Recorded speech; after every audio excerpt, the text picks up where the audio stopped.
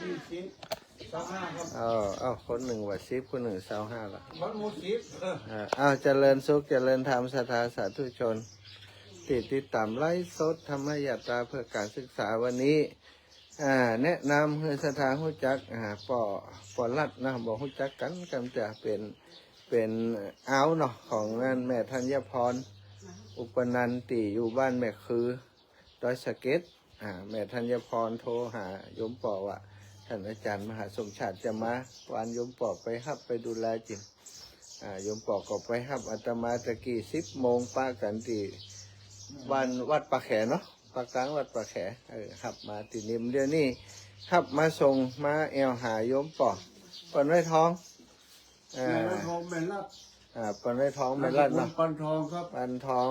บ้านเดิมก็อยู่บ้านสันปะทุงครับปันแล้วมาได้ปัญญาใหม่อยู่บ้านสันตะพานที่11 ปีเป็นนี้ครับเรียกว่าพันยาใหม่เนาะพันยาเก่าก็มีใหม่ก็มีกะเก่าตายแล้วครับตายปี48อ่ะอันนี้อายุจะเพิ่มเดียวผม78แล้ว78 65 78นี่เต่าหลวงปู่เนาะหลวงปู่ดอย78นี่ก็เป็นแฟนรายการปีน้องเจ้าเมืองเป้าเนื้อบ้านสันตภาพบ้านสันตภาพเนาะครับตำบลป่าในอำเภอเป้าอันนี้ก็แฟนรายการพ่องก็หูดีพ่องก็หูมดีมองว่าเขามีอุ้ยว่าอีแม่หูบ่ดีเราหูก็เป็นใบอยู่ไปแว่แต่มันได้ยินอันนี้ก็แฟนรายการเนาะก็ฟังรายการอันนี้แม่ก็ตะกี้แม่ก็65นี่อันนี้แม่ลัดครับแม่ลัดปอทองแม่ลัดแม่จุ่มใจจุ่มใจปอได้มาอยู่กับแม่จุ่มใจที่นี่เนาะก็ฟังรายการกันตลอดเนาะครับผมครูบาอาจารย์ขึ้นสีขาวท่านอาจารย์พระครูอภิวัฒนวิกรมเคยหันวันไรยังครับยังหันแต่หน่อโอกาสตั้งหน้าเพื่อมีงานวัดบรรเทาก็บอกกันได้จะได้ป้ากันมาเนอะเพื่อมีนะก็มีปล่อยหลวงเขาบอกอยู่จะมีปล่อยหลวงก็บอกกันจริงจับพอดีโยมแม่นะคะกลับไปศาลเจ้ามาถึงบ้านแล้วกะมาถึงนี่ปอรัดเอาห้องมาส่งบ้านปอในท้องนี่บ้านสันตภาพนี่อยู่ตั้งเพศเป็นก่อแก้มกับข้าวตั้งเพศเป็นน้ำพริกก็เลยมาเอาน้ำพริกก่อนจะเอาน้ำพริกไปเปาะลาบกันนะเอาทางเจ้าได้แต่ที่แม่โยมแม่ประสานไปทางท่านพระครูเนาะท่านพระครูวัดท่องหลวงท่านก็เป็นเจ้าคณะตำบลนะเจ้าเนาะท่านก็ว่าอยากเจอเนาะท่านก็ว่ามายังบอกยังเจ้าเดียวฉันเพลเรียบร้อยได้จะมาจะมาพบท่านนะเจ้าวัดท่องหลวงรออยู่ท่านก็รออยู่นะเจ้าเนาะเจ้าได้จ้าโอเคเจ้าแม่ขอให้สาวเจ้าสาธุค่ะสาธุเจ้าจับพอดีเนี่ยยังกับหัวอยู่นี่น่ะเนาะอุปนันอยู่เลยสเก็ตได้แฟนพุ่นมีร่างเดี๋ยวนี้โหมันขาละอยู่คนเดียวโอ้ใจบุญหอมกลิ่นหอมตานอยู่จังนะไปอันเนี่ยก็ดอยนางแก้วปะกันเพื่อดอยนางแก้วมาไผจะตันเนี่ยมา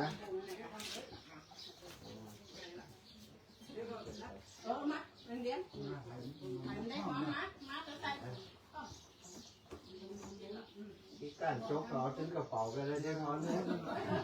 ยกอย่างมาใส่ถึงกระเป๋าอ่ะเขาจะเอากลับไปยังไงนะ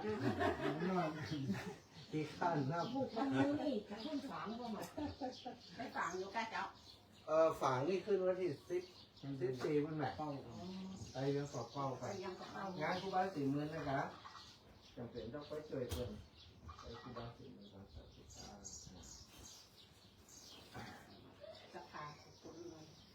สาธุชัย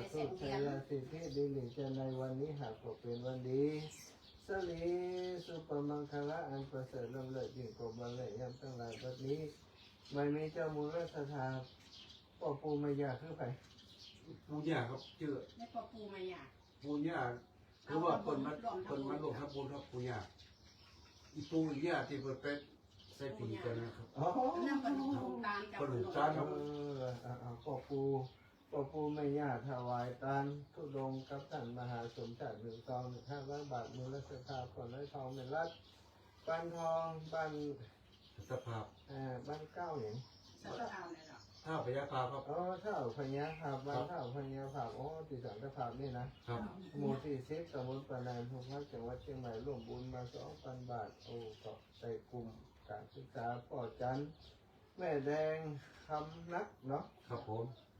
บ้านสันตภาพก็ได้ร่วมบุญมาแห่ง1 ซองและมูลศรัทธาแม่คำมูลทุนผลได้ร่วมบุญมาแห่ง1 ซองแม่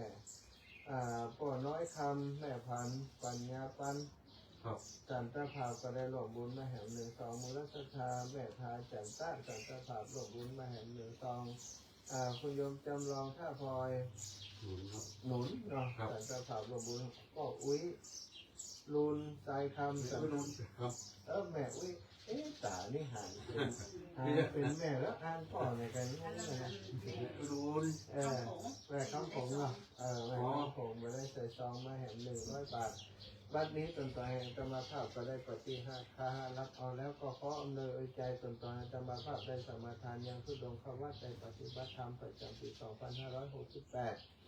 ในโครงการธรรมยตราเพื่อการศึกษาช่วยเหลือโรงเรียนขนาดเล็กโรงเรียนบ้านทุ่งโป่งตำบลเมืองปานอำเภอเมืองปานจังหวัดลำปางซึ่งเป็นโรงเรียนที่ขาดคุณครูผู้สอนแบบเพียงพอก็ต้องจ้างเพิ่มเติมปีนี้ก็จะจ้างอีก3 คนได้ปัจจัยอยู่ 252,000 กว่าบาทพระวิโสผลบุญกิจสถาญาติโยมได้สนับสนุนร่วมบุญในโครงการนี้ในครั้งนี้อาตมาภาพขอเอาคุณพระพุทธคุณพระธรรมคุณพระสังฆเจ้า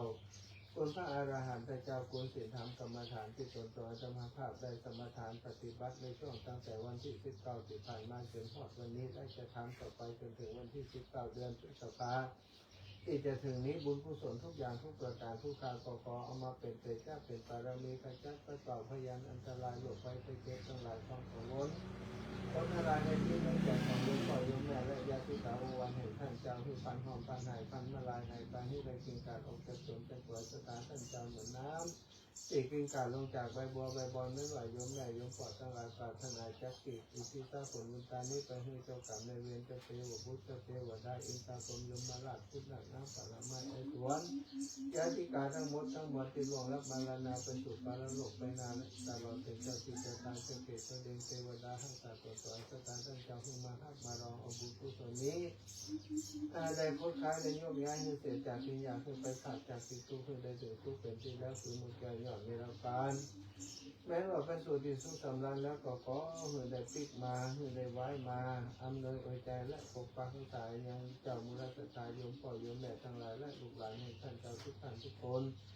ช่วงเทศกาลปีใหม่นี้และตลอดไปเปิดจะเดินทางขึ้นเหนือล่องไกลส่องไกลเที่ยวไกลแทนใดก็ขอให้ได้ประสบแต่ความสุขดีให้ได้ปลอดภัยในทุกเส้นทางในจงจังมีเส้นใจดีๆเนี่ยค่ะวาริวหาปุราปาริปุเรนติสาครังเอวะเมวะอิโสทินังเปตานังอุปกัปปติอิจิตังปฏิตัง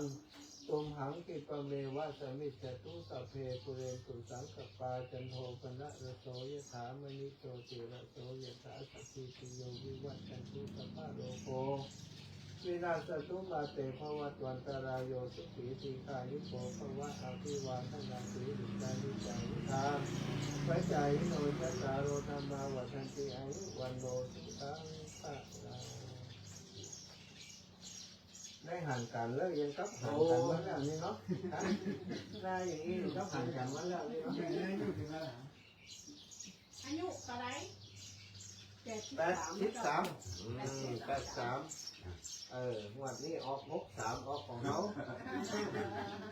ออกของเขางวดนี้3663ออกกับย้ายละมุนถามวันนั้นจะย้ายละมุนย้ายขี่อยู่อันหน้าไม่โจ้ให้มีเด็กที่ไหนนะมีไอ้แม่ถ้าจะเอาเล็กอายุวันนี้เขาจะแล้วปีแล้วนี่62เขาได้กันไปทั่วที่ต่อ62ที่ต่อ26อยู่ฮะเดี๋ยวนี้63ได้จะไม่6มาได้ว่ะ636อ่ะ ผมถูกรถอาจารย์ ได้ถูกที่เขาเหมือนบอก ปีน่ะโอ้โหผมเนี่ยโอ้น้องบอกเป็นบุญวาสนานะสิ วันหน้า4 โมงก่อนวันที่10วันที่16อย่าบอก4 โมงเพิ่นออกวันที่นี่ เอาที่มกหน่อยเจ้า 4 โมงแรงเลยโทรหาจ้ะ โอ้โห เอาไป โอ้โหเลย เอาแป้งเลยว่ะ เอาป้าบอกว่า มันจะไปหูยแม่มันจะนั่งเสาะหามันเนาะเนาะอีแม่ยังอีน่ะของเขานี่ขนาดบอกคือเป็นตัวเป็นตีนเขาซื้อยังถูกไหมอีแม่ใครจะแกล้งเขาอ่ะทุกครั้งเลยถ้าฝันจะมาเขาตึ้งเสียแต่ก็จะเป็นต้องซื้อน่ะ เสียงออก อีบอกถ้ามันชื่อก็เงาอ่ะเพราะว่าเงาจะมาเชื่อนะถ้ามันออกก็คือเอกาเลี้ยใจไม่เหี้ยแล้วบอกจะเป็นตัวเป็นตีนอ่ะถ้ามันชื่อแล้วมันแจ่มเข้าสักตัวตรงเนี้ยเล่มใครเกลียดตัวเก่าอ่ะ มันฟองเหมือนเนาะ แม่ มันดวงหวานเนาะ โอ้ผมจะตีผมถูกวันนั้นกันมันจดเลขหก